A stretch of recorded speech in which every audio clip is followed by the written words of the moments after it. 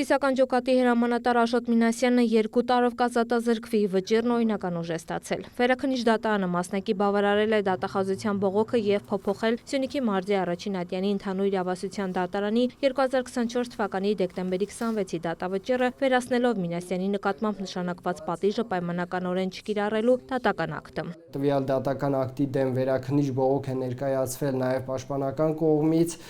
վերջիններս միջնորդել էին վերաքննիչ քրեական դատարանին, որպեսզի բեկաներ Սյունիքի մարզի ընդհանուր իրավասության առաջին ատյանի դատարանի դատական ակտը,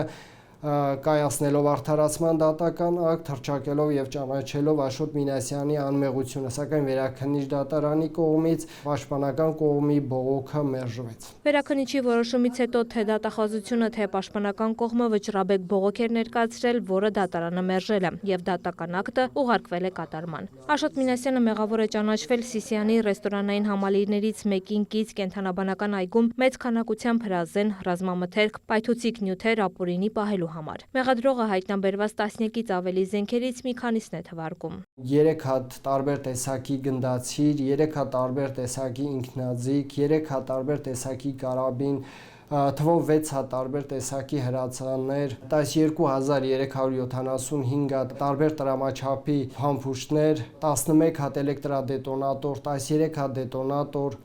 ինչպես նաև այլ տարբեր տեսակի ռազմամթերք հանդիսացող առարկաներ։ Գործը դատարանում քննվել է 2022 թվականից։ Մինասյանն ըստ մեղադրողի հերքել է իր առնչությունը մեղադրանքի հետ։ Սակայն վերջինս այնուամենայնիվ ընդունեց, որ Կանթեղ ռեստորանային համալիրը պատկանել է իրեն, օգտագործվել, շահագործվել է իր կողմից, սակայն մեղադրյալը որպես իր անմեղությունը հիմնավորող փաստարկ նշում էր, որ տվյալ ռեստորանային համալիրը 2016 թվականից հանձնվել է Բաժնետիրական ընկերության սեփականությանը, սակայն նշեմ այն հանգամանքը, որ հայտնաբերված ահռելի քանակությամբ հրազեն, ռազմամթերք և պայթուցիկ նյութերը ոչ թե հայտնաբերվել են Կանթեղ ռեստորանային համալիրի տարածքից, այլ դրան կից շինությունից, գազանավանդակից, որը չի հանձնվել բանկի սեփականությանը և դա շահագործվել,